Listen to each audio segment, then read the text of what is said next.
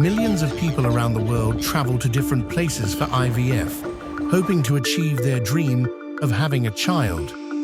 But amidst all this travel and anticipation, do you really know what IVF is? What is the detailed, step-by-step process that happens behind the scenes? Let's uncover the mystery and take a closer look at this life-changing procedure, from the initial preparations to the moment of conception.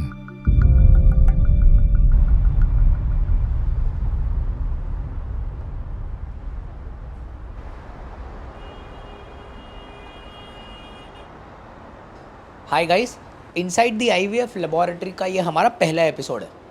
Actually में ना जब कभी भी कोई भी IVF में female patient है ना, मतलब फीमेल पार्टनर इंजेक्शंस लेते हैं, तकरीबन 9, 10, 11 दिन का ये इंजेक्शंस रहता है पूरे भारत देश में। कोई भी जगह पे आप आईवीएफ कीजिए, सबका सेम है। ये इंजेक्शंस दिया जाता है आपके ओवरी को स्टिमुलेट करके ज़्यादा एग्स निकालने के लिए। अब ये जो ज़्यादा एग्स बन तो गए हैं, अब बाहर तो निकालना पड़ेगा ना दोस्तों।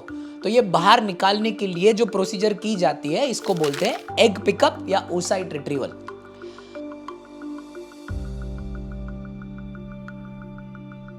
पिकअप है एक लो एएमएच के पेशेंट के लिए, मतलब इनका एग का क्वांटिटी कमजोर है, कमती है। जब कभी भी ऐसा होता है तब एग पिकअप बहुत अच्छा करना पड़ता है, सो दैट जितने भी एग्स अपने को दिख रहे हैं, सारे के सारे एग्स अपन बाहर निकाल के एग्जामिनेशन को भेज सके। अब बहुत सारे जगहों का खुद का एक प्रोटोकॉल है, कोई लोग पूरे एनेस्थीसिया में करते, कोई लोग लोकल एनेस्थीसिया में करते, थोड़े ऐसे सेंटर्स है जहाँ पे सिर्फ सेडेशन में होता है, और हर टेक्निक राइट है। डिपेंड करता है कि फीमेल पार्टनर का पेन थ्रेशोल्ड कितना है। बड़ा सेफ प्रोसीजर है। एज अ पेशेंट मैंने आपको बहुत बार बताया कि आपको इसमें टेंशन नहीं लेना है। अब यूजुअली हमारे सेटअप पे ये लोकल एनेस्थीसिया प्लस सेडेशन में होता है। ये प्रोसीजर में वजाइना के थ्रू, जैसे आपका इंटरनल अल्ट्रासाउंड होता है, उसको बोलते हैं ट्रांस वजाइनल सोनोग्राफी, उसी प्रकार से गाइस एक ट्रांस वजाइनल सोनोग्राफी के मशीन के माध्यम से एक पिकअप नीडल, एक शार्प नीडल को अंदर डालकर, उसका एक मशीन रहता है, सक्शन मशीन बोलते हैं, जिससे इन सारे एग्स को पिकअप किए जाते हैं।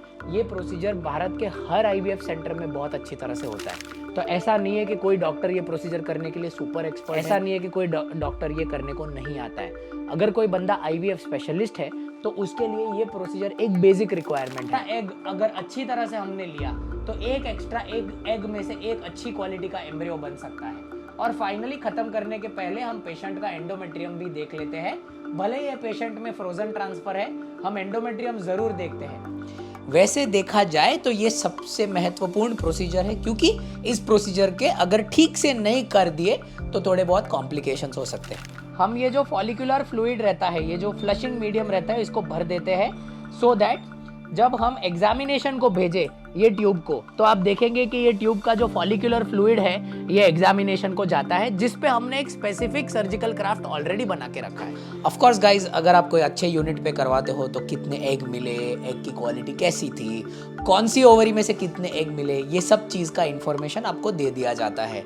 ऐसा कुछ सिर्फ एग अच्छे थे ऐसा नहीं बोला जाता, कितने एग थे ये सब आपको बोला जाता है। तो ये होता है एग पिकअप गाइज, ये था लाइव एग पिकअप। अगर आप देखेंगे तो 1.5 से 2 या 3 मिनट के अंदर पूरी प्रोसीजर समाप्त हो जाती है। ये प्रोसीजर हमने आपको इस पूरे वीडियो में दिखाने की कोशिश की है, ताकि जब आप ये प्रोसीजर करें तब आपको एक इन्फॉर्म्ड गाइडेंस मिले कि आप जहाँ पे भी कर रहे हो तो आपका ये प्रोसीजर होगा कैसे।